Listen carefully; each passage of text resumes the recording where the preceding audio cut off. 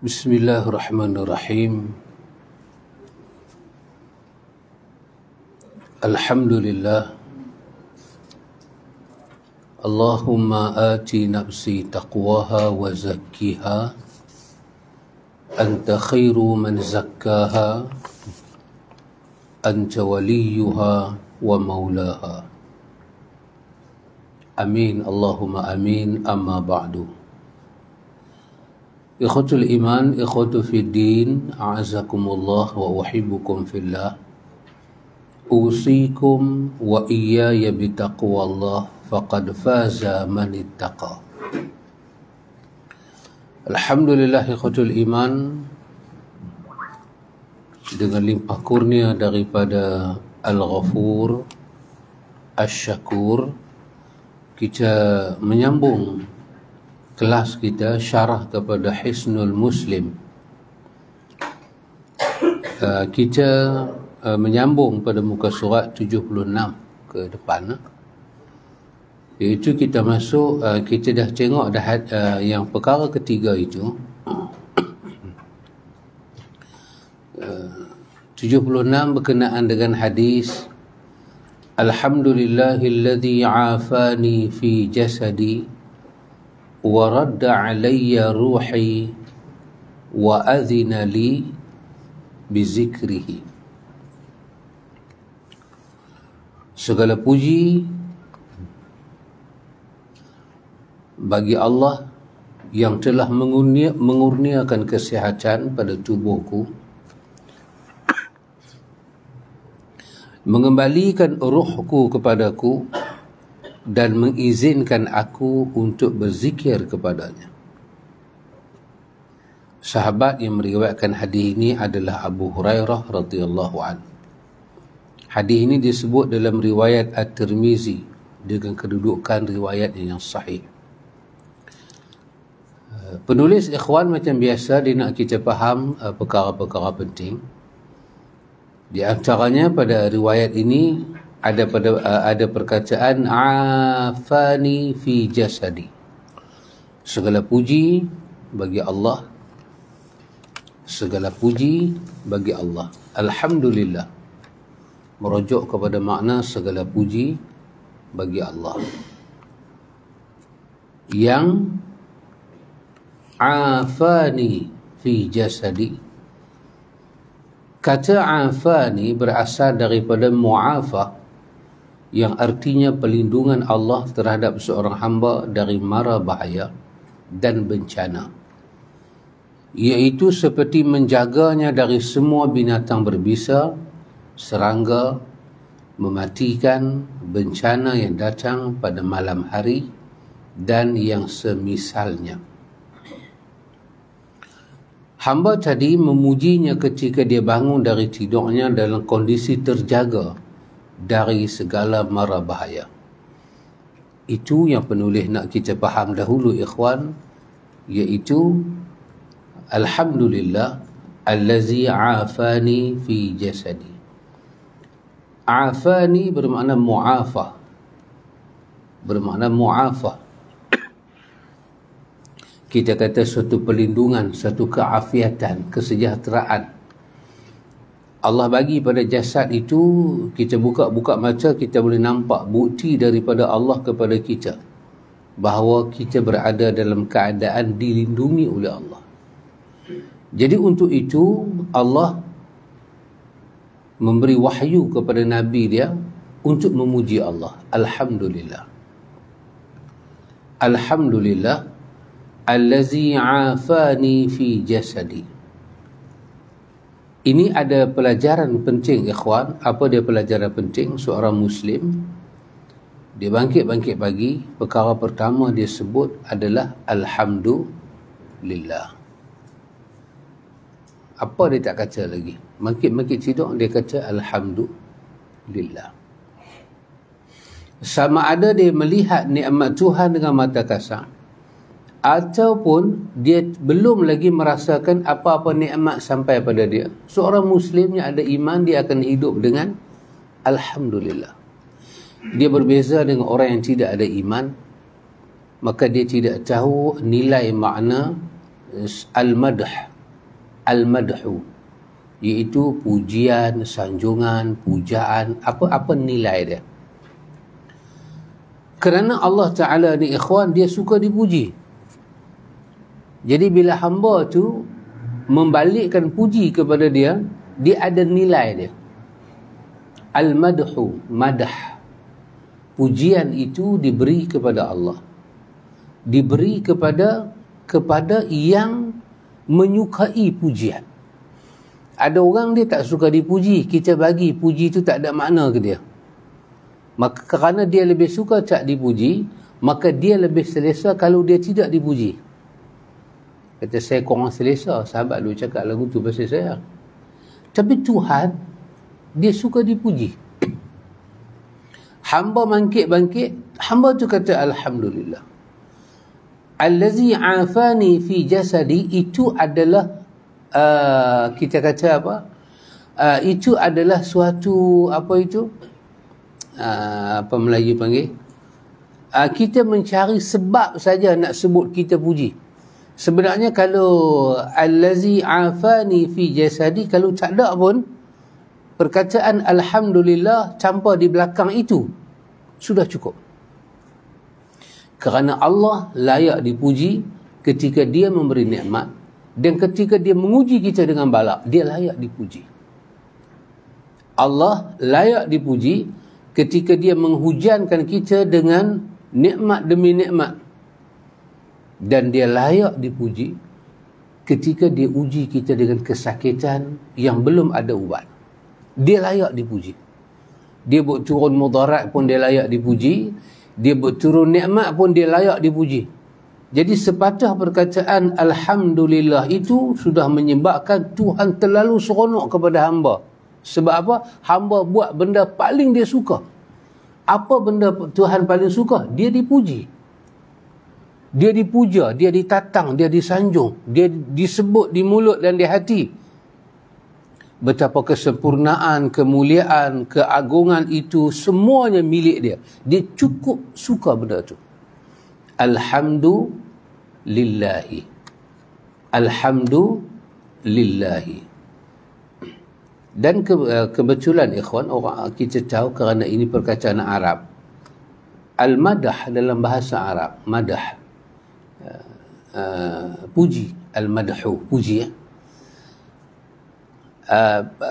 Based on perkataan dia itu, dia akan sebut puji apabila dia suka dengan benda itu. Dia suka baru dia puji.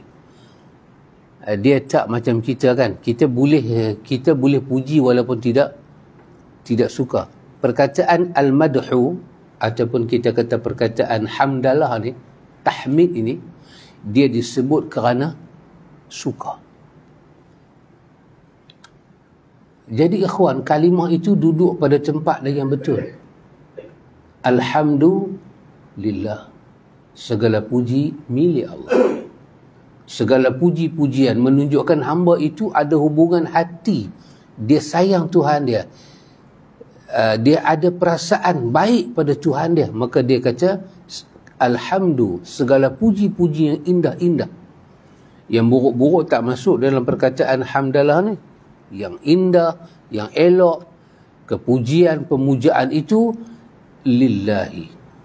Hanya sesuai dan layak untuk Allah. Di sini seorang hamba bagi contoh. Contoh satu nikmat yang orang lain tak boleh buat, Tuhan buat. Iaitu allazi afani fi jasadi. Aku puji Tuhan aku sebab dia telah memberi kepada aku perlindungan pada jasad aku yang dapat aku lihat dengan mata kepala aku.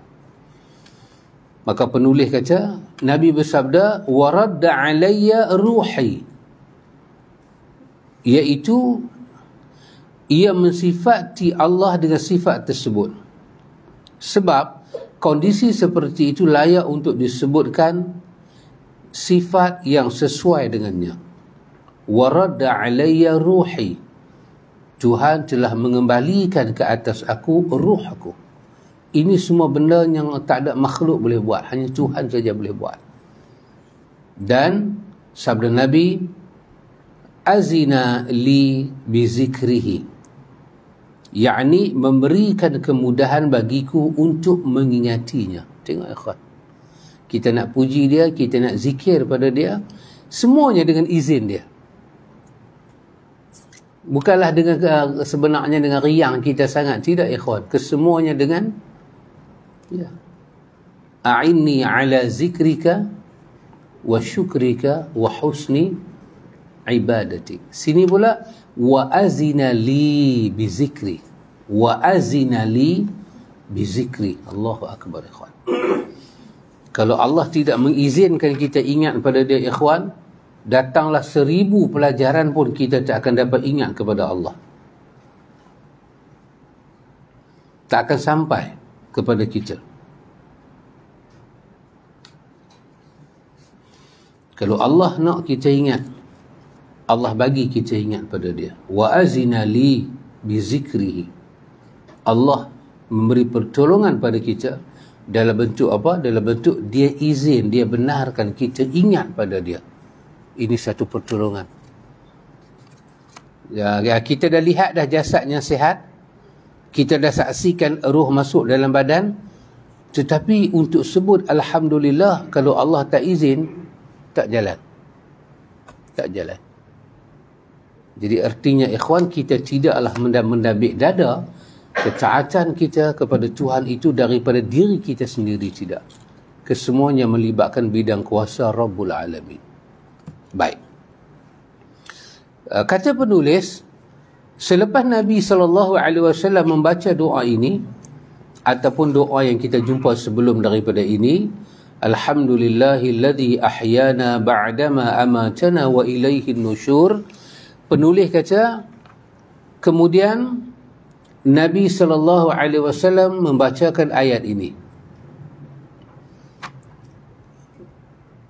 Inna fi khalqis samawati wal ardi wa ikhtilafil laili wan nahari la ayatin li ulil albab alladhina yazkuruna Allaha qiyaman wa qu'udan wa ala junubihim wa yatafakkaruna fi khalqis samawati wal ardi rabbana ma khalaqta hadza batila subhanaka faqina azaban nar. Cuba tengok terjemahan dia. Sesungguhnya pada ciptaan langit dan bumi serta silih bergantinya malam dan siang terdapat tanda-tanda bagi orang-orang yang berakal, iaitu orang-orang yang mengingat Allah sambil berdiri atau duduk atau dalam keadaan berbaring, dan mereka memikirkan tentang penciptaan langit dan bumi seraya mereka berkata, Ya Rabb kami, tiadalah engkau menciptakan ini dengan sia-sia, maha suci engkau, peliharalah kami dari siksa neraka. Rabbana innaka man tudkhilin nara faqad akhzaitahu wa ma lizalimina min ansar. Ya Rabb kami, sesungguhnya barang siapa yang engkau masukkan ke dalam neraka, sungguh telah engkau hinakan ia, dan tidak ada bagi orang-orang yang zalim seorang pun penolong. Ikhwan, tadi Nabi baca doa ni, kemudian Nabi baca ayat ini. Cuba kita lihat sedikit pelajaran kaitan antara dua benda ini. Pertama, pada kaitan perkataan alhamdulillah. Alhamdulillah. Kedua, pada pengisian yang disebut selepas alhamdulillah, nikmat yang Tuhan bagi. Nikmat di sini nikmat tubuh badan yang selamat, sejahtera. Kemudian ruh masuk elok, dan wa azina li bizikri. Perkataan wa azina li bizikri sama dengan perkataan yang disebut, sirah dia sama dengan perkataan yang disebut Rabbana ma khalaqta haza batilan subhanaka faqina azaban nar. Rabbana innaka man tudkhilin nara faqad akhzaitahu wa ma lizalimin min ansar. Masuk sangat, sirah dia masuk, bukan ayat dia masuk, sirah. Melayu panggil apa? Bentuk susunan kata. Susunan kata. Susunan kata yang ada dalam hadis ni, susunan kata daripada jumlah ayat yang dibina, ayat yang dibina, ayat yang dibangunkan, kita kata sirah, dia masuk. Dia berada pada satu label yang sama, dia macam photostat. Seolah-olah hadis ni dia photostat balik Quran kata, tapi dengan gaya bahasa lain, tapi sirah dia adalah sama.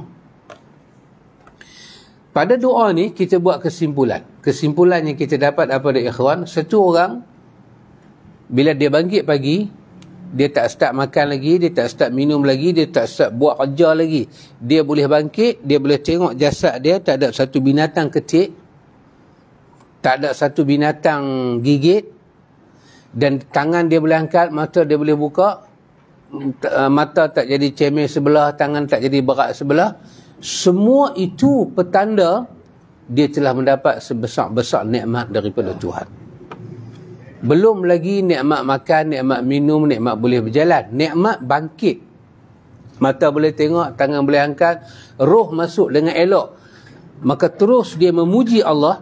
Itu menunjukkan ikhwan, satu-satu kalimah alhamdulillah disebut di atas sesuatu yang sangat besar. Kita pandai, kita reti sebut ke, kita tak reti nak sebut ke, benda tu besar, tak besar, itu hal kita.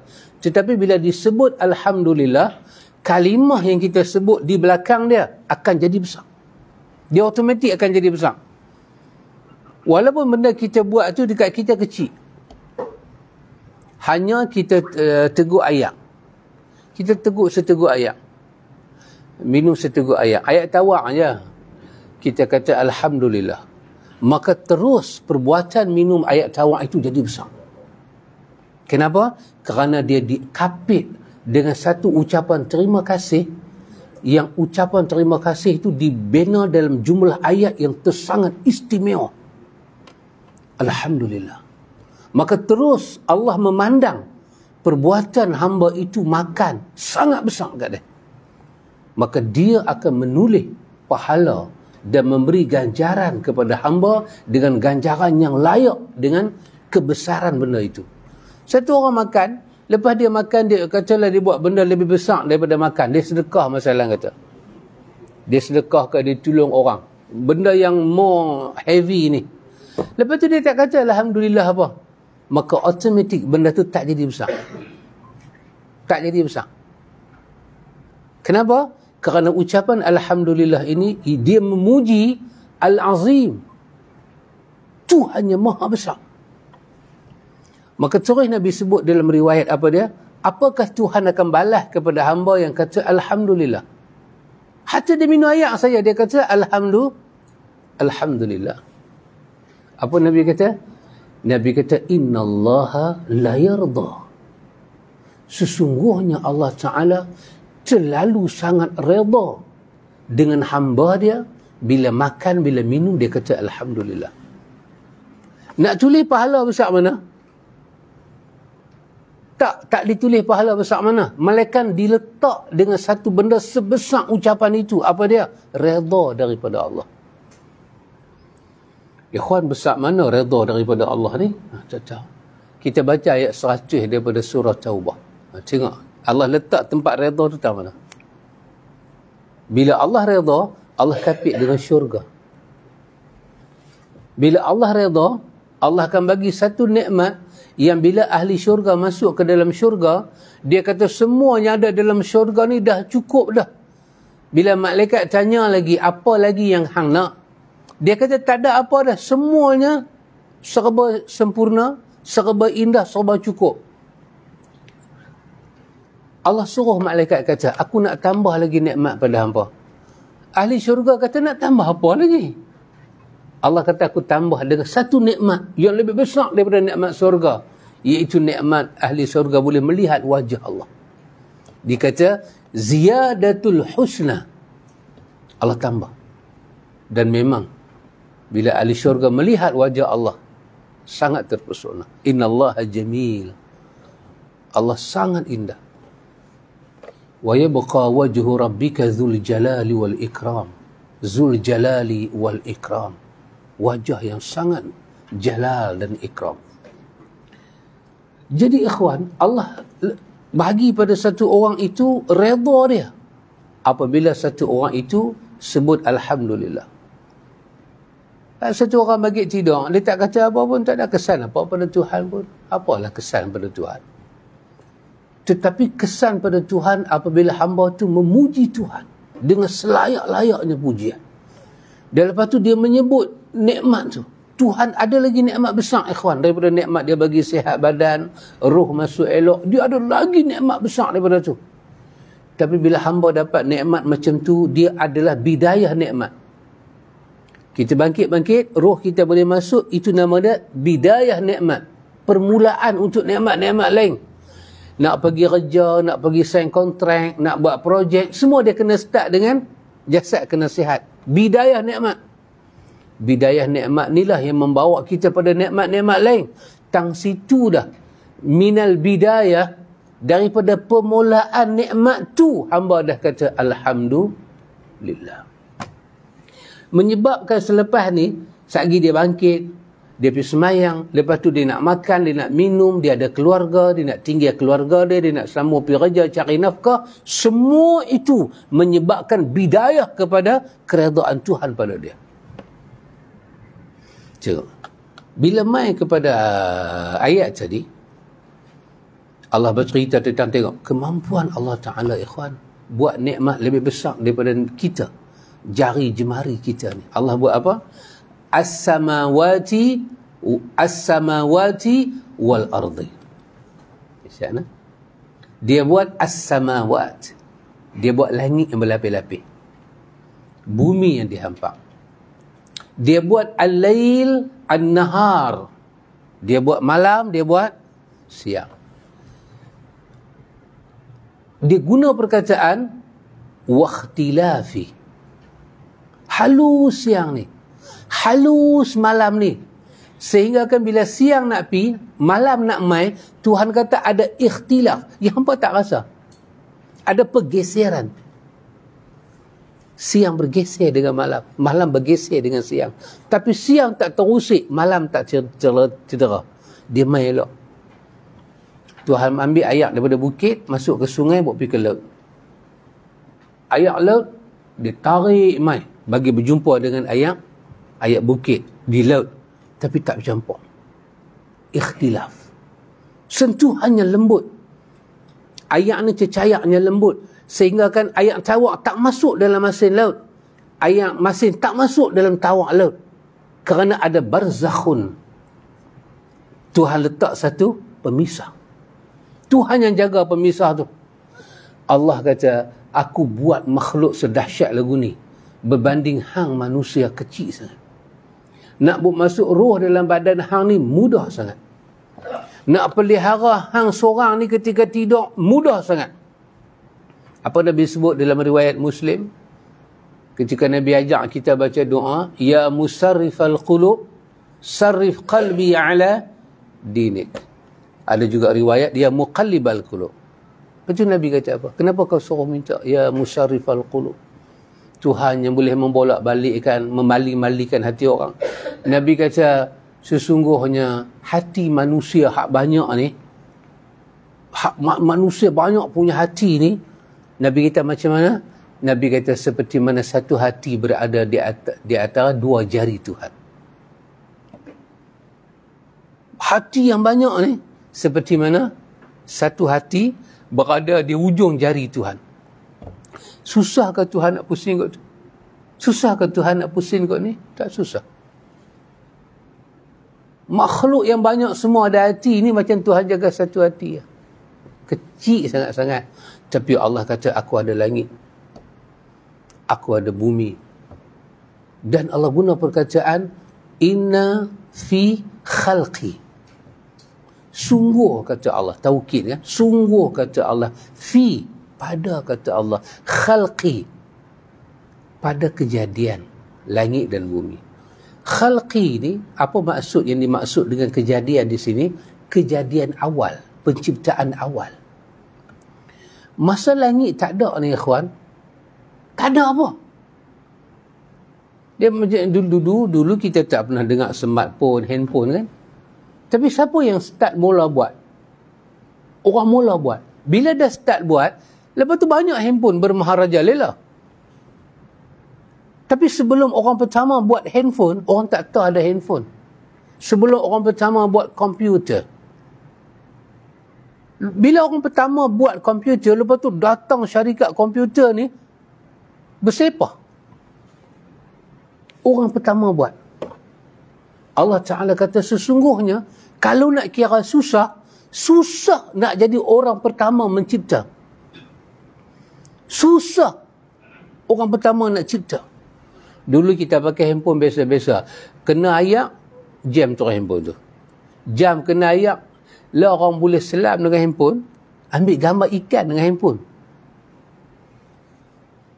Tengok beli ambil uduk tak buka jam. Saya kata tak rosak ke? Apa water? Beli ada sebut satu water lah. Waterproof. Saya ingat mineral water. Waterproof. Subhanallah. Siapa orang mula nak cipta tu? Allah kata langit bersusun. Satu langit dengan satu langit. Jauh jarak perjalanan dia. Ada 7 lapis. Setiap langit itu ada dia punya kawakib, carkawala, keindahan dia. Ada penghuni dia. Kita tak berjumpa dengan langit pertama. Kita di bawah langit pertama. Planet ni dahsyat-dahsyat. Yang jumpa, yang belum jumpa, yang akan jumpa. Subhanallah. Allah kata, aku cipta makhluk lebih besar daripada hang. Hang punya akal kecil je duduk dalam kepala otak hang. Tutup dengan tempurung. Tutup dengan sel-sel. Pun otak hang punya bergeliga. Pasal dia kata otak punya bergeliga boleh buat batu cincin otak kita. Oh subhanallah. Boleh fikir, boleh ingat, boleh rakam, boleh move otak kita ni, memori dia dahsyat. Allah kata dekat aku ni semua tak penting. Aku cipta hang, aku nak tunjuk kata aku hebat. Tapi yang ni Tuhan nak sampai pada kita. Apa dia? Allah kata, aku buat langit, aku buat bumi. Dan berlakulah perselisihan masa siang nak pergi, malam nak masuk. Berlaku perselisihan. Lembut. Dunia tak bergegang. Ayak tak tumpah. Ayak laut tak tumpah ketika malam nak pergi, siang nak mai. Besok pula, malam nak pergi, siang pula nak mai. Siang nak pergi, malam nak mai. Setitik ayak laut tak tumpah ke darat. Setitik ayak laut tak. Tetapi apa yang berlaku? Ikhtilaf. Perselisihan tu berlaku. Ikhwan, kalau saya berselisih dengan sahabat apa jadi? Kereta selisih dengan kereta apa jadi? Habis kalau tak accident pun dia punya wing dia dahsyat selisih. Planet. Tuhan kata waqtila fil lail. Waqtila fil laili wan nahar. Al-lail nak masuk, an-nahar nak pi. Tuhan kata la ayatin, semua ini ayat, tanda-tanda liulil albab, bagi orang yang mempunyai albab. Albab perkataan plural daripada lub. Apa makna lub? Lub inti bagi sesuatu benda. Dalam kuih pau balik. Orang Penang tak makan kuih pau tak boleh duduk. Kuih pau inti dia apa? Kalau kita buka kuih pau, kosong. Orang lain saya tak tahu, ni saya cerita based on orang Penang. Orang kata ni kuih pau, habanglah pau kacang. Orang Penang tokok kosong. Mula tak boleh senyum. Hanja kuih apa? Kuih bom ke kuih pau? Habang betul-betul. Tak boleh, dia bila habak pau, dia kena ada inti. Inti pula, inti apa yang terkenal dalam Pulau Pinang? Inti kacang apa? Kacang inti nyok. Kacang ada merata, nyok saya ada Pulau Pinang. Sahabat pergi Kuala Lumpur, sahabat pergi Selangor, sahabat pergi sampai Singapura, sahabat tak jumpa nyok. Sahabat balik Penang baru jumpa nyok. Dia pun tak ada nyok sahabat, daripada kelapa. Kita kelapa tak ada masalah. Kita kelapa darat, ada kelapa laut, ada nyok, mana ada nyok laut? Tak ada, kawan. Nyok atas darat. Betul memang? Mana jadi pasal pula ni? Inti dia. Subhanallah. Bukan masalah otak Tuhan bagi tadi. Tuhan kata ulil albab. Ada tak di dalam tu aku buat hampa, aku buat otak, aku buat ni semua ni, ada tak ulul albab, ada tak inti untuk menyatakan bahawa as-samad, as-samawat, al-ardi, al-laili, an-nahar, ini adalah ayat min ayatillah. Dia adalah tanda kebesaran Tuhan. Tak apa Tuhan kata. Tak boleh fikir lagi, tak apa. Tengok. Sesungguhnya orang yang mengingati Allah pada waktu mereka berdiri, duduk, berbaring, dan mereka fikir pada kejadian langit dan bumi. Yang ni kena sampai Tuhan kata. Apa dia? Dia berkata, Rabbana ma khalaqta haza batila subhanak faqina azaban nar. Yes. Di sini ikhwan, seorang saintis tidak ada nilai dekat Tuhan. Seorang arkitek tak ada nilai dekat Tuhan. Ustaz tak ada nilai dekat Tuhan kalau tak sampai kepada manhaj ini. Kajilah pasal bumi, darat, laut. Kalau tak sampai ke sini, semua tu tak ada faedah kat Tuhan. Sampai satu orang tu boleh menyatakan, wahai pencipta kami, Rabbana. Apa? Antum ingat kalau saya buat sedikit soalan, apa makna Rabb? Dalam pelajaran kita dah lalu, apa makna Rabb? Bila kita kata Rabb, apa benda yang dimuatkan dalam perkataan Rabb tu? Sehingga dikatakan, Alhamdulillahi Rabbil Alamin. Apa makna? Rabb al-Alamin. Rabb itu apa muatan dia? Khaliq, Malik, Al-Mudabbir, Ar-Razaq, As-Sayyid. Ya. 5 benda ni dia duduk pada 2 huruf. Rabb. Rabb. Bila kata Rabb, Khaliq, pencipta. Bila kata Rabb, Malik, pemilik. Bila kata Rabb, Mudabbir, pengatur, pengurus. Bila kata Rabb, Ar-Razaq ataupun Ar-Raziq, dia Raziq, dia yang bagi rezeki pada semua benda dia cipta dan dia milik, yang dia urus. Dan bila kata Rabb, dia Sayyid, dialah satu Tuhan, tak ada Tuhan selain pada dia. Buat di semua Tuhan nak kita kata Rabbana, wahai pencipta kami, pemilik barang ciptaan dia, penjaga barang ciptaan dia, yang bagi rezeki pada semua barang ciptaan dia, yang menjadi sayyid kepada barang ciptaan dia. Ma khalaqta haza batila. Tidak sia-sia hang buat langit sampai 7 lapis. Hang buat siang, buat malam, lepas tu hang selisih antara kesemua ni, ya Allah. Tidak sia-sia, ya Allah. Ma khalaqta haza batila. Tidaklah hang jadikan benda ni, ya Allah, dengan sia-sia.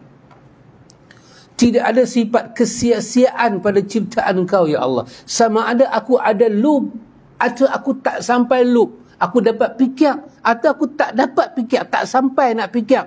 Benda itu tetap tidak ada sia-sia. Ma khalaqta haza batila. Khalaqta haza, penciptaan kau ini batila. Tidak ada kebatilan. Tidak ada benda yang tak ada faedah. Subhanak, ya Tuhan yang ni. Tuhan nak satu hamba akhirnya jatuh rebah depan Tuhan. Dia kata, maha suci Engkau ya Allah. Faqina azaban nar. Jauhkanlah aku ya Allah lindunglah aku daripada azab api neraka. Tuhan nak itu, ikhwan. Sampai tak sampai jiwa kita? Sampai tak sampai yang tu? Dan hadis yang kita baca pasal makit tidur tadi, di ujung tu Nabi kata apa? Wa adhina li bi zikri. Kalau Tuhan tak izin otak kita sampai nak fikir lagu tu, hati kita capai batasan fikir lagu tu, tak akan sampai. Tak akan sampai. Manusia hanya boleh kagum, manusia hanya boleh kata Allah Maha Besar, tapi daripada diri dia tak boleh keluar ayat-ayat besar. Ayat-ayat puji Tuhan tak boleh keluar. Rabbana innaka man tudkhilin nara faqad akhzaita. Ya, orang melihat ciptaan Tuhan ni ramai. Makhluk yang tengok ciptaan Tuhan ni ramai. Tetapi ramai ke tak ramai ni tak penting. Yang penting ni sekarang siapa dia? Man tudkhilin nara.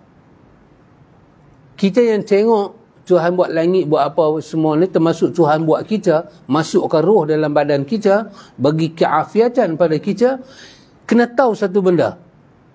Man tudkhilin nara.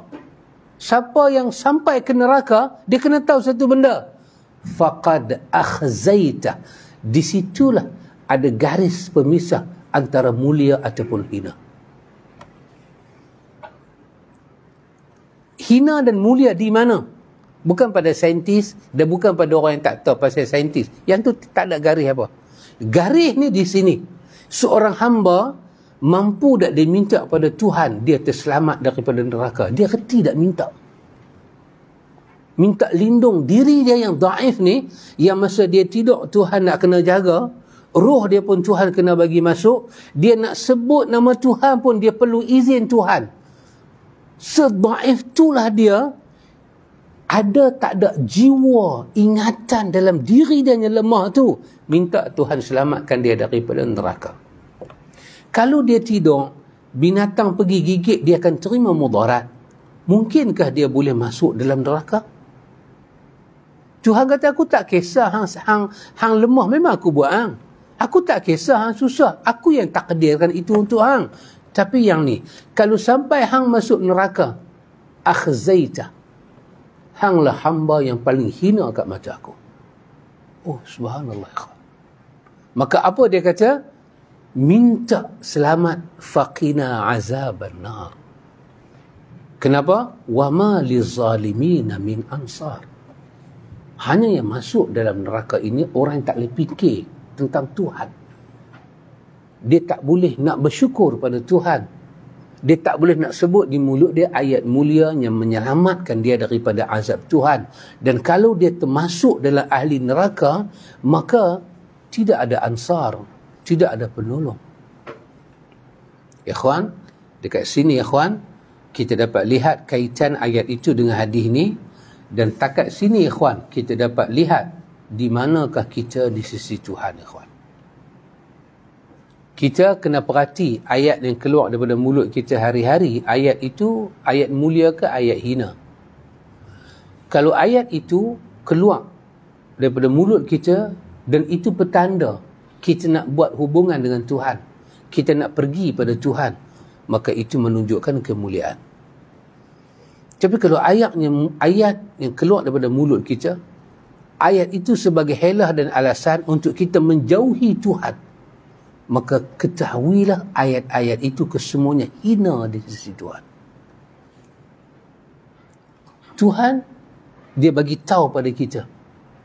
Kita kata al-bayyinah, keterangan. Dia bagi tahu masa kita hidup, dia bagi tahu, esok mati pun dia bagi tahu. Jiwa hang tu jiwa mulia ke? Jiwa hang itu jiwa yang rendahkah? Dia bagi tahu. Supaya kita mati, kita tak masuk ke dalam neraka. Ya. Mampu tak hati kita ikhwan? Orang bodoh kata orang ni pelajaran tak tinggi, orang ni pelajaran tinggi. Itu kehidupan.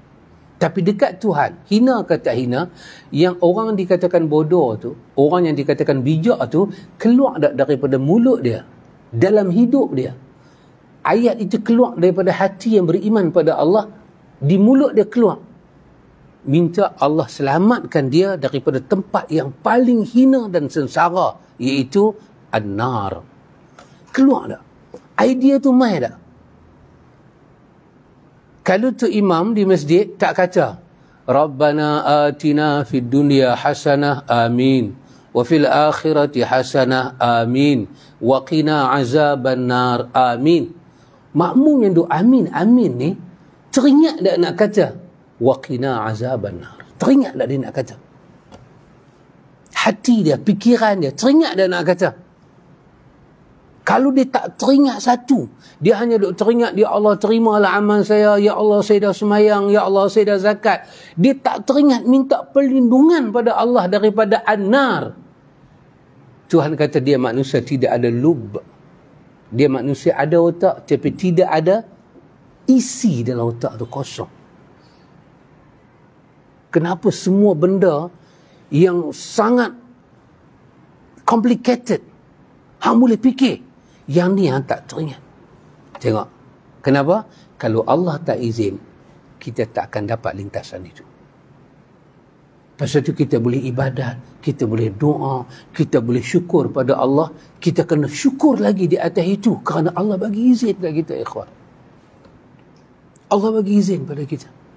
Jadi kalau kita ni seorang saintis hebat, doktor hebat, ahli bisnes yang hebat, tapi ketika kita bermuamalat dengan manusia, kita tak boleh bagi tahu benda ni pada manusia, kita tak ada hebat apa.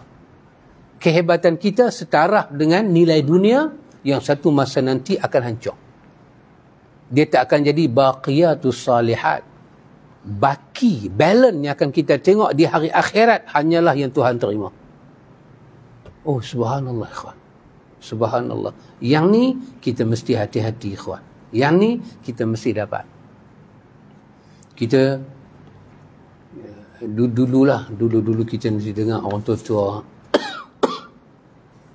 dia berrajin baca doa, Allahumma khatim lana bihusnil khatimah, betul? Wala takhtim alaina bisu'il khatimah. Doa Allahumma ahyina bihayatil ulama wa amitna bimauti asyuhada. Doa-doa ni dulu satu masa dulu dia popular.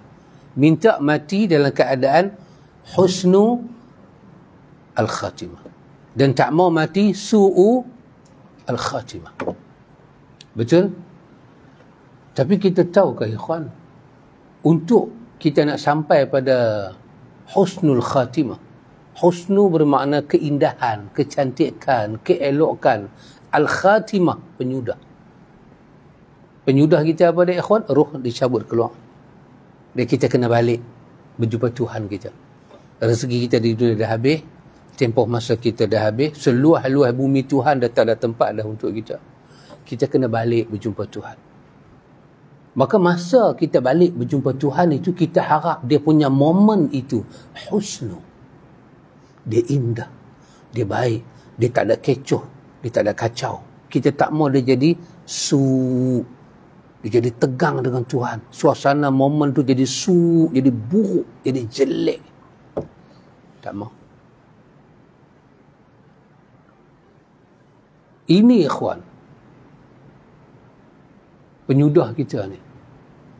Bidayah kita, kita start lagu ni dan kita harap nihayah kita, penyudah kita baik. Tapi kita tahu dah, ikhwan, nak sampai pada penyudah sebaik itu, tu yang Allah cerita dalam Quran itu, yang Iblis kata, bima aghwaytani la ughwiyannahum ajma'in. Aku bersumpah demi kesesatan yang letak kat diri aku sesat semua anak cucu Adam. Aku tak bagi dia pindah ke situ. Macam mana aku nak buat? La'atiyannahum. Aku akan mai kat dia. Aku akan mai dekat anak cucu Adam ni min baini aidihim, daripada arah depan dia. Aku kacau dia. Aku mai kat dia min khalfihim, belakang dia. Aku mai kat dia an aimanihim, kanan dia. Wa an syama'ilihim, kiri dia. Untuk apa aku main lagu ni? Aku cuma nak pastikan satu benda, Apa dia? La tajidu aktsaruhum syakirin. Seorang pun daripada mereka tak akan jadi hamba hanya bersyukur. Udah syak, ikhwan. Di mana dia nak buat kita? Dia nak buat kita dekat penyudah. Dan Quran kata apa pada kita? Wala tamutunna illa wa antum muslimun. Hang kena pastikan sudah hang tu sebagai orang yang serah diri pada Allah. Oh, ikhwan. Kalau kata mati su'ul khatimah, ataupun kalau kata mati husnul khatimah, apa yang kita faham? Mati husnul, dia mati nampak macam husnul khatimah. Ya. Baik ya. Baik. Dan suasana baik itu kita bayang ke mana? Oh, dia mati tengah tidur, mati dalam masjid. Dia mati di Mekah, dia mati di Madinah. Dia mati dia tengah pegang Quran. Itu kita bayangkan mati husnu. Zahir itu adalah husnu. Mati jahat macam mana? Mati tempat-tempat tak elok, mati buat benda-benda hina, kan? Itu dikatakan mati yang su. Betul lah, memang betul lah begitu. Cuma ikhwan, cumanya satu benda yang kita kena pastikan kepada kita, apa dia ikhwan? Mati su'ul khatimah. Inti daripada kita ingat pada Allah Ta'ala ni, kita nak dapat yang ni. Kita kena, dalam hati kita ni, kita mati, masa kita mati, secara zahir ataupun secara batin, kita tak terlibat dengan apa yang disebut oleh Abdullah bin Mas'ud. Abdullah bin Mas'ud kata pada kita, ada 3 perkara penting yang kita kena pastikan kita tak keluar daripada dia. Untuk pastikan kita dapat haqqa tuqatih. Apa dia? Allah ditaati, tidak didurhakai. Sepanjang kita taat pada Allah, jangan masukkan benih-benih derhaka. Allah disyukuri, tidak dikufuri. Allah diingati, tidak dilupai. Kalau hampir tak mana, zahir hang, batin hang penuh dengan benda ni, hang mati tak mana pun, mati itu akan jadi husnu khatimah, penyudah hang yang baik balik bertemu Allah. Sebab tak mana kita pergi, kita bawa konsep apa dia? Allah ditaati, tidak diderhakai. Itu ruh kepada makna taqwa.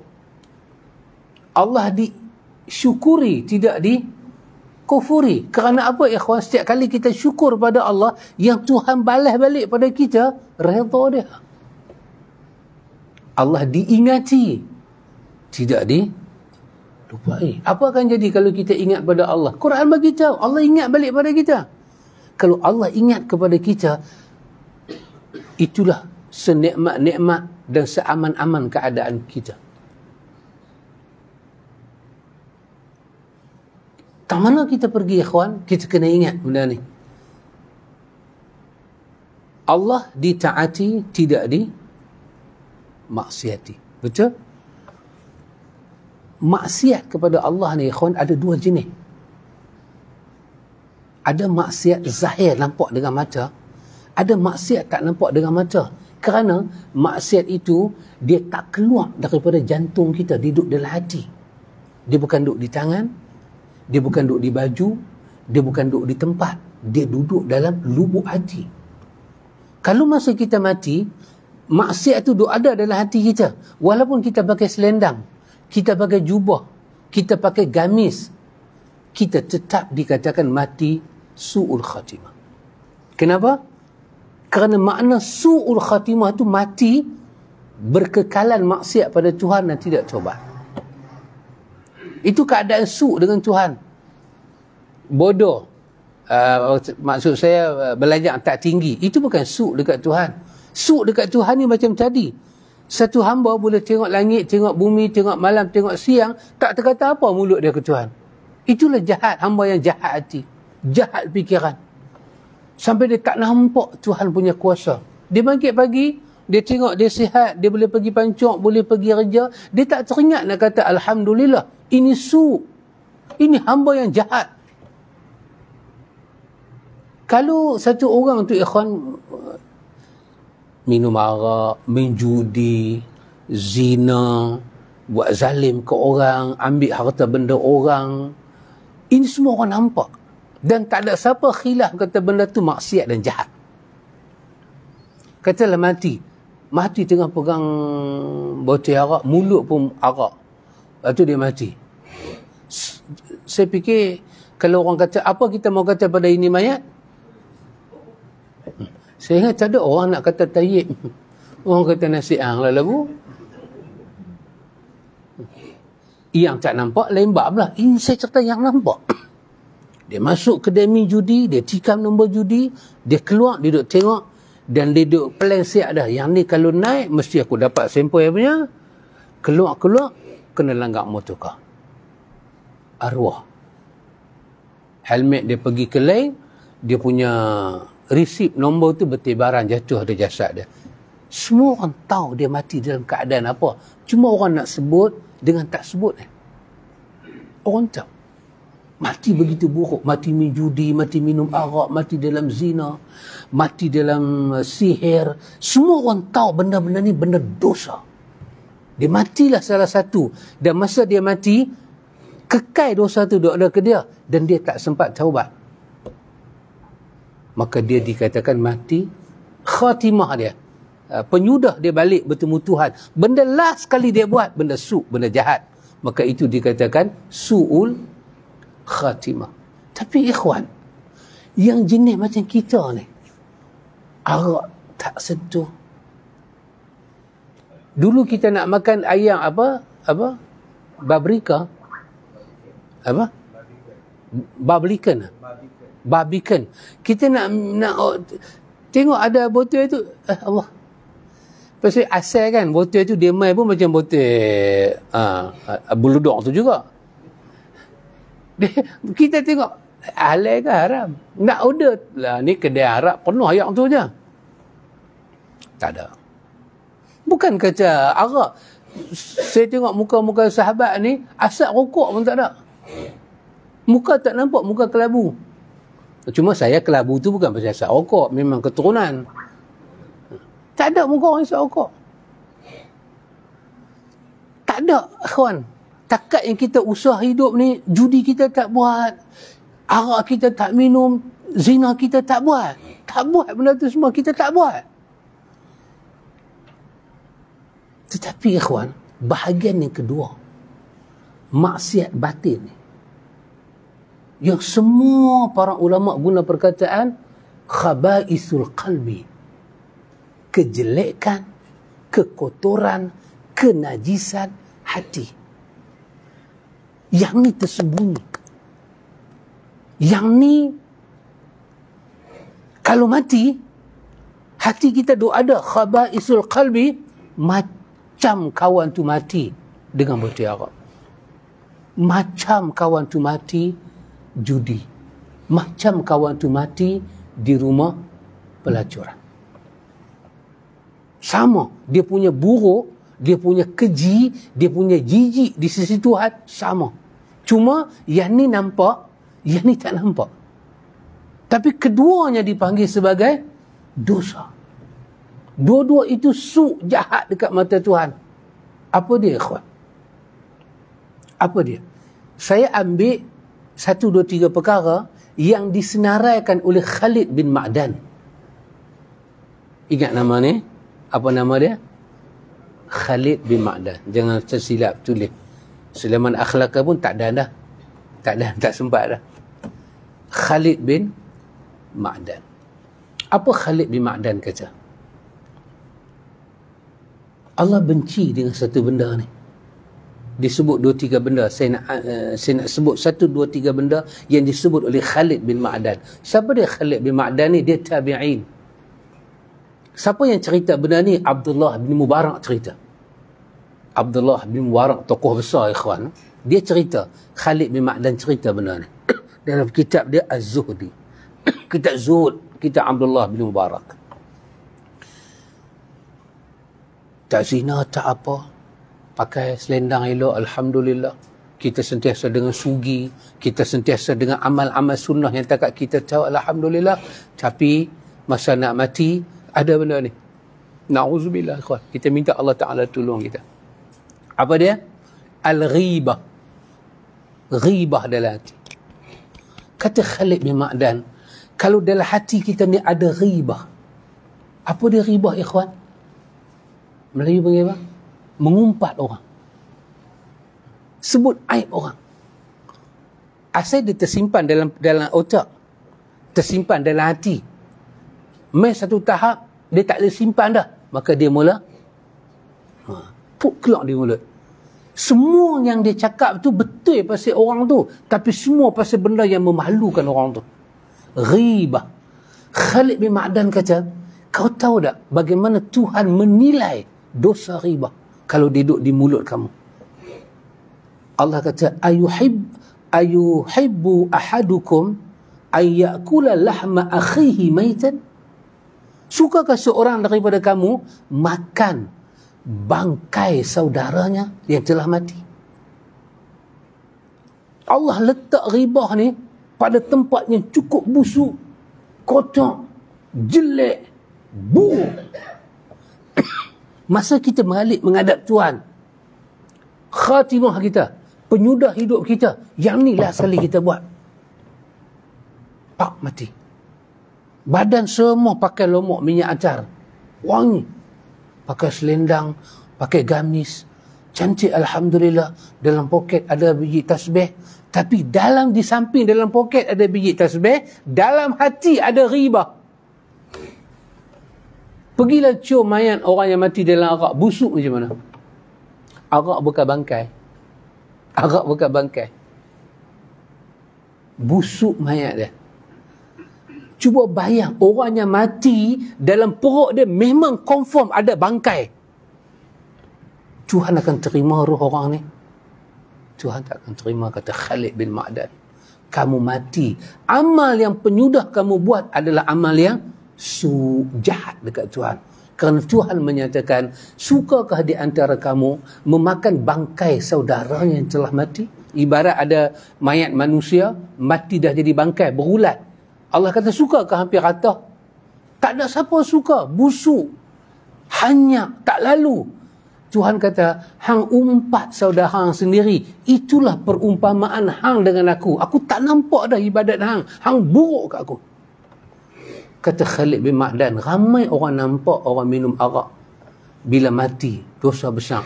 Tapi orang tak nampak. Dalam jantung dia ada ghibah dan dia mati.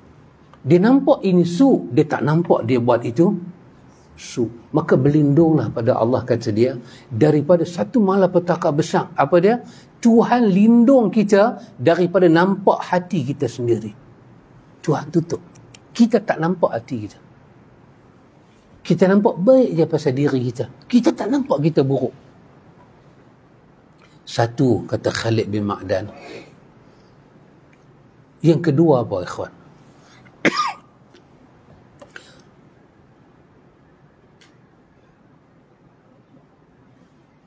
Hasad. Hasad. Saya rumuskan tiga ni sekali pi. Hasad, riya dan ujub. Dalam Bidayatul Hidayah, Imam Ghazali guna perkataan apa? Inilah, dia kata, inilah ummahatul jumlah minal khaba'ithil qalb. Inilah, dia kata, induk kepada kejahatan, keburukan hati manusia. Apa dia? Hasad, riya dan ujub. Adalah hati manusia. Tengoklah mana-mana hadis yang sahih yang kita pernah jumpa. Kedudukan riya ni Tuhan letak, Nabi letak tak mana? Nabi letak dia standi dengan syirik. Punya Tuhan meluat. Punya Tuhan tak suka. Metahazu. Kalau kata penyembah berhala tu syirik, betul lah, tak ada siapa khilaf. Mana ada kita khilaf? Penyembah berhala memang dia buat syirik, syirik akbar, kufur dia pada Tuhan. Tetapi kata Fudail bin Iyad, kamu tak takutkah bila Nabi sandingkan, Nabi kata syirku asghar, ada syirik yang kecil, yang tu akbar, yang ni asghar, kecil. Tapi dia punya hal sama. Apa dia? Tuhan tak mau ibadat tu. Tuhan buang ibadat tu. Busuk ibadat tu. Tuhan layan kita dengan layannya marah. Apa dia? Ar-riya. Satu orang buat satu ibadat macam kepada Allah, tapi bukan untuk Allah. Dia pertontonkan kepada manusia. Macam mana satu orang dia mati, wangi badannya dengan atar lah, dengan ud lah, bakur lah, tapi hati dia ada riak. Dibawa Imam Zahabi cerita dalam Al-Kabair, dibawa satu jemaah menuju jalan ke syurga.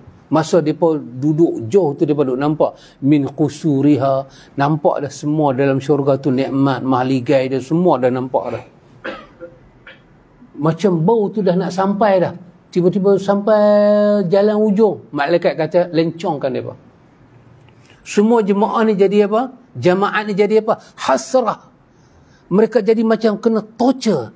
Dia kata, kalau tak mau bagi syurga dekat kami, tunjuk buat apa daripada awal. Campak je lah dalam neraka. Berapa tempat dalam Quran Allah cerita, ahli neraka ni minta kat Tuhan mati. Tuhan bagi kami matilah senang. Kalau macam ni lah yang kata azab neraka, hang bakar kami sekali, bakar sampai putus jantung, lepas tu mati terus lah senang. Pasal apa hang bagi kami hidup balik? Tuhan kata, aku nak bagi hang rasa azab. Aku tak kesian kat hari ni, aku tak kesian. Imam Ibn Katsir cerita, ikhwan, dalam tafsir, pada ayat apa? Amilatun nasibah, tasla naran hamiyah, tusqa min ainin aniyah. Ahli surga, bila dia ahli neraka, bila dia masuk dalam neraka, di antara satu benda Tuhan buat kepada mereka apa dia? Dahaga. Kan? Dahaga. Dahaganya amat-amat. Nak pecah hongkong ni dahaga. Dahaga amat-amat. Merayu ke Tuhan. Tuhan, lapar ayak Tuhan. Tuhan, sakit hongkong Tuhan. Lepas tu dengar suara malaikat. Malaikat kata, lapar ayak lah. Isap ayak nanti mai.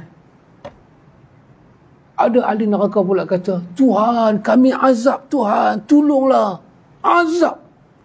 Lepas tu dengar suara malaikat jawab, Tuhan tak mau perkenankan doa kamu, tak suruh minta lah. Imam Ibn Katsir kata, antara dia mengadu lapak ayam dengan suara tu dibalas balik kepada dia 40 tahun. Dia kata, Tuhan, biarlah kami mati dalam neraka ni. Hari ni dia kata, dengan malaikat balas balik dekat dia 40 tahun. Oh ya Allah, ikhwan, na'udzubillah min zalik, na'udzubillah min zalik. Bukan azab kecil-kecil punya azab. Dan bila ahli neraka menangis ni, Imam Ibn Rajab Hanbali tulis kitab pasal neraka. Ahli neraka ni menangis, air mata dia turun, air mata dia keluar daripada mata dia, keluar air mata dia keluar, sampai ada satu sapinah, kapal yang besar, kalau diletak atas air mata dia, kapal itu boleh berlayar. Banyak mana dia menangis. Tuhan bagi satu jawapan yang buat ahli neraka jadi putih asa. Perkataan apa yang Allah sebut dalam Quran? Zuqul azab. Ahli neraka cukup takut dengan ayat ni. Ayat apa? Bila dia duduk merayu ke Tuhan, duduk mengadu ke Tuhan, tiba-tiba lama duk mengadu tu, bertahun-tahun baru dibalas dengan satu ayat sengsara, zuqul azab. Rasalah azab tu. Menangis ahli neraka dengar perkataan ni. Oh subhanallah, ikhwan. Tiba-tiba satu orang tu mati dengan tubuh badan yang bersih, dengan baju yang bersih. Dia mati atas rumah, atas katil yang bersih. Cuma yang tak bersih hati dia saja dekat Tuhan. Ibadat dia buat pada Allah semua ada riak. Oh Allah Ta'ala. Ujub. Hasad. Hasad ni menyebabkan apa dia? Fasad. Fasadut ta'ah. menyebabkan semua ketaatan kita kepada Allah musnah. Hasad. Macam mana ambil kayu kering tu, cucu api, macam mana cepatnya api tu makan. Kata Imam Ghazali, ini dikatakan sebagai khaba'isul qalb. Khaba'isul qalbi. Apa dia? Kekotoran hati. Yang orang tak nampak, kalau dia mati dengan benda ni, dia juga dikatakan mati sebagai su'ul khatimah. Antara dua ni, dua-dua bahaya. Dua-dua kita tak mau. Tapi mana lebih bahaya? Lebih bahaya benda tak nampak. Dia attack kita daripada benda. Kesan bahaya dia sama. Cuma yang ni dikatakan lebih kena hati-hati kerana tak nampak. Tak nampak. Tak nampak satu benda. Khalid bin Ma'dan kata, hampa tahu tak? Tuhan, bila tengok satu ibadat yang hamba dia buat, cantik, molek, elok, tetapi orang yang buat ibadat itu la yarham bainal insan. Dalam hati orang yang buat ibadat itu tak ada kasih sayang sesama mereka. Kamu tahu kan ibadat kamu tu Tuhan nak letak tak mana? Kamu tak dengar kan Nabi kata apa? Nabi kata tak beriman satu orang sekiranya dia tak boleh kasih saudara dia macam dia kasih diri dia. Kamu tak dengar ke benda ni? Macam mana dalam hati kamu tak ada sayang ke orang? Orang kalau buat salah pada kamu, kadar mana kamu nak hukum dia? Kadar salah dia lah. Kenapa kamu hukum di luar kesalahan dia? Kita nak marah orang, kita nak maki orang, kita nak kucuk orang, kita nak laknat orang. Biar kadar. Kadar jangan lebih. Tapi tak kesian ke orang. Kita balik. Alhamdulillah ikhwan, dalam rekod hidup kita ni, minum arak tak ada, judi tak ada, zina tak ada, ambil harta orang pun tak ada, benda-benda jenayah kriminal ni kita tak buat. Alhamdulillah. Yang buat orang-orang lain. Ramai kita baca surah khabar, mati di rumah urut, mati sana, kita Allahu Akbar, apa nak buat nasib mereka. Tetapi esok bangkit di hari akhirat. Kalau kita tak ubat penyakit kita ni semua, na'udzubillah min zalik, kita duduk sebelah dia akhirat. Okay? Ada kejadian dalam neraka kan, dalam riwayat Muslim, tiba-tiba ahli neraka terkejut, boom kata bunyi dalam neraka, terkejut. Tengok-tengok ada satu orang dibuang ke dalam neraka, dalam perut dia berborai-borai, dan dia jadi macam mana kalder yang orang ikat kalder dekat pengisap gandum. Duduk berputar macam kalder berputar dengan perut terborai-borai. Tengok-tengok ahli neraka kata kat dia, malak fulan, malak fulan, fulan, kami kena hang, kami kena hang, pasal apa hamai-hamai ke sini? Dia kata, aku suruh hampa buat benda baik, sengap-sengap aku tak buat benda baik. Aku suruh hampa jauhi benda jahat, sengap-sengap aku yang buat benda jahat. Kata Khalid bin Ma'dan, hampa tahu tak macam mana Tuhan tak suka benda tu? Pasal apa biar ada dalam hati hampa? Najis di tangan, hampa tahu tak sah semayang. Hampa tahu, hampa basuh elok-elok. Tapi najis dalam diri hampa, pasal apa hampa tak cuci? Dan hampa rasa hampa ni bersih. Kata dia, ini sangat menarik. Tapi ini kita tak ambil pun tak apa. Tapi saja saya nak angkat. Ini hanya kata-kata dia saja. Apa dia kata? Dia kata Khalid bin Ma'dan, sesiapa yang merasa aman daripada su'ul khatimah, sebenarnya jalan dia adalah jalan su'ul khatimah. Siapa merasa aman, dia rasa apa? Aku tak kena. Siapa yang merasa aman? Siapa yang tak takut dengan su'ul khatimah? Sesungguhnya, dengan tak ada sifat takut pada su'ul khatimah, dia berada pada jalan itu. Kerana dia hanya nampak dosa-dosa yang tapi tahu tak kata dia, ada orang buat dosa sebesar dosa tu. Dia pernah bunuh 99 orang, 100 orang. Tapi dia ada jiwa yang nak membersihkan hati dia. Allah telah ampun dosa dia dengan taubat daripada Allah. Tak ada orang yang balik bertemu Allah. Seolah-olah barisan dia barisan jihad, barisan dia barisan alim ulama, barisan dia barisan orang yang infak besar untuk agama. Tapi dia duduk di tempat yang paling Tuhan benci. Tuhan kata, aku tak terima satu dakwah hang, aku tak terima hang baca Quran, aku tak terima RM2 hang, aku tak terima hang mati di jalan aku. Aku tak terima kerana hati hang riak semata-mata. Hang tak ada ikhlas. Pengsan Abu Hurairah dengar ada itu, pengsan. Bagaimana kita boleh hidup macam ni dan kita biar hati kita terkena benda-benda macam ni? Yang akan tanggung beban adalah kita.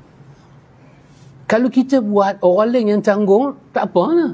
Tapi masalah dia yang nak tanggung kita. Ini hati kita, ikhwan. Ini diri kita, ikhwan. Maka su'ul khatimah itu adalah mati dalam keadaan Allah tak suka.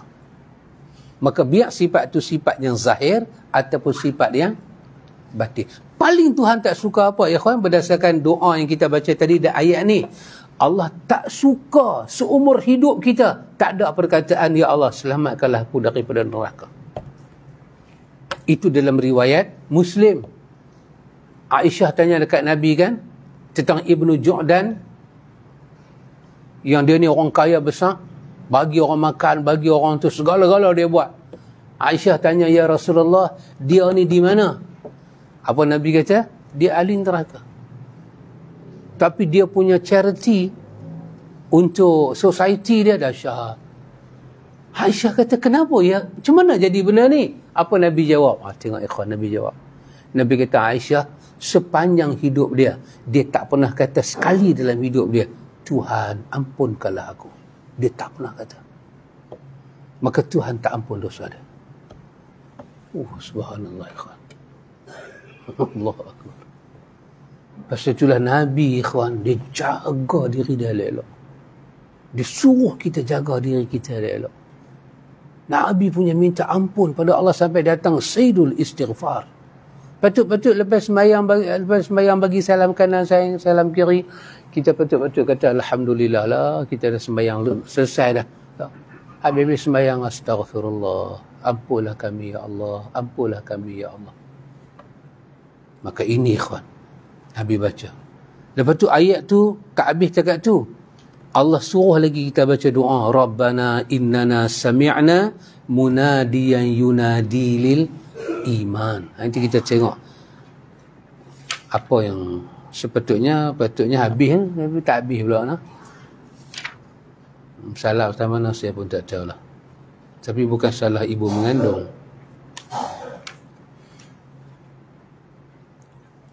Jadi ikhwan, kita kena jagalah diri kita baik-baik. Jaga diri kita baik-baik. Orang tak jaga diri orang tu, orang punya pasal. Kan? Betul lah. Kita banyak benda dalam dunia ni paling susah apa dia ikhwan? Paling susah benda kita nak buat dalam dunia ni untuk Allah. Sebab akhirnya kesemua benda akan habis. Yang akan kekal dalam dunia ini apa yang kita buat yang ada hubungan dengan Tuhan tu saja. Kan? Ma indakum yanfad wa ma indallahi baqa. Itu dalam An-Nahli. Apa yang ada pada kamu, Allah kata yanfad. Kesemuanya akan hancur. Nama, kedudukan, semua hancur. Tapi apa yang ada di sisi Allah, itulah yang baqa, yang kekal. Jadi apa saja kita buat ada hubungan dengan Tuhan, yang itu kekal. Apa yang kita buat tak ada hubungan dengan Tuhan, dia tak akan kekal. Sedekah ke, sembahyang ke, hatta ibadat, tilawatul Quran sekalipun, kalau kita baca tu, jiwa kita tak ada hubungan dengan Tuhan. Macam Abu Hurairah pengsan tadilah kawan tu. Malam baca Quran, siang baca Quran, ajak lagi orang Quran. Tuhan kata, hang bohong. Hang bukan nak ibadat pada aku, hang nak orang panggil hang. Hang dah dapat dah. Dah mau apa? Faturiha ila nar, pengsan Abu Hurairah. Dia ditolak masuk ke neraka. Itulah belum dia dapat. Lain semua dah dapat dah. Kita takut lah ikhwan. Jadi berapa memang? Dalam perkara dalam dunia ni, Berapa perkara paling susah kita nak buat kerana Allah? 3 perkara. Susah nak buat kerana Allah. Boleh buat. Benda ni bukan apa? Apa tadi? Beli kata apa? Benda ni senang saja. Benda ni memang senang buat. Tetapi yang susahnya ialah nak bagi dia duduk di atas kerana Allah. Susah. Apa nama satu? Murah, pemurah, sifat pemurah. Bagi orang makan, sedekah, orang tu, semua sifat pemurah. Tapi nak buat kerana Allah. Bukan kerana benefit apa. Bukan kerana la nuridu minkum jazaan wala syukura. Tak harap balas dunia, tak payah terima kasih pun tak apa. Nak buat pada orang kita kenal, boleh. Nak buat pada somebody strange. Strange ke stranger? Stranger. Sajalah saya nak tengok boleh ke tak boleh orang putih. Susah. Nak bagi dia makan, nak belanja dia, nak charity kat dia. Orang kalau masuk politik, orang kalau masuk parti, lagi susah dia nak buat. Dia nak sedekah, dia nak kena bawa lambang parti dia kat beras. Dia nak sedekah, dia nak kena bawa bendera dia besar-besar kat belakang. Dia kena apa? Kami telah menolong, kami telah berbuat. Dia kena pelekeh parti orang. Dia pun takkan tolong apa, kami je boleh tolong. Karena itu pilihlah kami. Nak buat untuk Allah ni susah, kawan. Susah. Nak tolong orang kerana Allah ni susah. Ramai orang boleh buat charity. Tapi dia buat charity macam mana? Dia pergi kutip dia orang. Dia kutip dia orang, meletak kat dia, dia bagi kat orang. Bukan dia ambil poket duit dia. Bukan dia ambil poket duit dia bagi kat orang. Dia pergi kutip. Ni saya nak bagi makan lebih kurang 600 orang fakir miskin. Satu bungkus nak bagi RM6. Siapa nak infak? Bukan dia infak. Dia pergi ambil infak orang. Senang lah ikhwan. Infak orang. Senang. Memang kita tak rasa berat. Pasal bukan kita hanya infak. Tak kat sini. Tak. Based on apa dia? Kita tolong memberi. Dan kita pun tak pernah bagi tahu ya kan. Dalam infak kita buat. Kita nak bagi sumbangan orang miskin. 600 bungkus itu. Kita tak pernah habaq siapa bagi. Kita habaq kita punya persatuan. Pada awal dah kita buat kerja lagu tu. Ini duit orang ramai. Duit siapa? Kalau kita bagi atas persatuan kita, kita sebut nama persatuan kita tu sampai habis ayat. Ini persatuan kami, namanya yayasan begini, enterprise ke, empire ke, semua kita habis lah. Habis lengkap. Tapi kalau kita kutip duit orang, kita bagi, kita kata, ini ada satu sumbangan. Siapa yang bagi sumbangan? Kita kata adalah hamba Allah. Tak sebut pun nama orang tu. Kerja lagu ni senang buat ikhwan. Tapi untuk Allah kita buat. Untuk Allah kita buat. Susah ikhwan nak buat charity untuk Allah. Senang ikhwan. Yang kedua apa dia? Lapang dada. Ketika sempit. Kerana Allah. Susah ikhwan. Lapang dada boleh. Ketika bila nikmat masuk.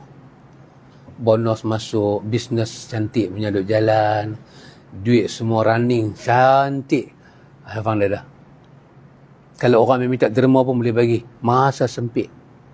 Masa itulah kawan tu nak main tumpang. Kawan ni nak main minta. Mau kena kita pun sebungkus nasi je boleh beli. Member pula main bagi salam. Assalamualaikum. Kaki kanan. Kaki kanan pula. Lapang dada. Lapang dada dengan musuh. Lapang dada dengan orang kita tak kenal. Ini bukan benda senang ikhwan. Kita boleh lapang dada. Saya boleh lapang dada dengan sahabat. Pasal saya kenal sahabat. Lapang dada pada sahabat ni saya dapat banyak faedah. Adalah sahabat buat satu benda saya tak apa berkenan. Tapi saya lapang dada. Pasal apa? Pasal saya main awal saya dapat karipak pandai-pandai. Main sampai awal. Bukan nak abang saya main awal. Saya pun tak kerti main lambat. Karipak bukan pandai-pandai kawan. Karipak angat-angat. Panas lain, hangat lain. Orang Pulau Pinang dia tak makan benda panas, dia makan benda hangat-hangat. Orang Pulau Pinang dia tak makan ikan goreng tau. Dia makan ikan apa? Ikan rendang. Ada tak? Orang tu dulu akan cakap rendang ikan lah, nak makan nasi. Dia tak kata goreng ikan. Rendang ikan. Orang baru ni bila kata rendang, dia nampak makan hari raya tu. Dia tu macamnya mangkak pula. Tapi rendang ikan. Kita makan ikan rendang, nasi putih, nasi kosong. Tapi kita nak lapang dada dengan satu orang, bila kita lapang dada, kita tak dapat faedah apa kat dia. Hanya mengharapkan Tuhan. Seperti mana Abu Bakar buat pada kawan yang minta tolong dia. Dia sangat lapang dada. Tolong aku Abu Bakar. Abu Bakar kata aku tak boleh tolong hang. Hang salah. Ayat mata dia turun. Abu Bakar tengok ayat mata dia turun. Abu Bakar panggil dia, mai. Ta'al. Ta'al ya patah, mai. Aku tolong. Tadi hang halau aku. Bukan, memang hang patut dihukum. Tapi bila aku tengok hang beralih dengan ayat mata turun, aku teringat apakah nasib aku depan Tuhan esok. Kalau aku minta tolong ke Tuhan di hari akhirat, Tuhan halau aku macam aku halau hang, apa nak jadi kat aku? Aku tolong hang, wahai rakyat aku. Semoga Allah tolong aku di hari akhirat. Senang kan nak lapang dada lagu tu, ikhwan. Tak ada benefit apa. Yang ketiga apa? Nasihat. Nak nasihat kerana Allah ni senang, sahabat. Saya boleh bagi nasihat lagu ni. Nasihat lagu ni tambah dengan rakaman. Kita bagi nasihat kat sini, satu dunia dengar. Benefit besar saya dapat. Benefit besar. Kita mengajar agama hari ni, buka kitab, satu dunia kenal. Satu dunia kenal. Bukan kata satu dunia kenal, Jaih pun kenal kita. Oh, Jaih. Kenal. Kita bicara ceramah tak mana demai. Kita tak mau demai. Kata saya main nak mengaji. Hang punya nak mengaji. Kita dapat benefit, ikhwan. Tapi ikhwan, satu orang tu buat salah. Kita nampak dia buat salah. Nasihat ni maksud dia apa? Agama tu nasihat.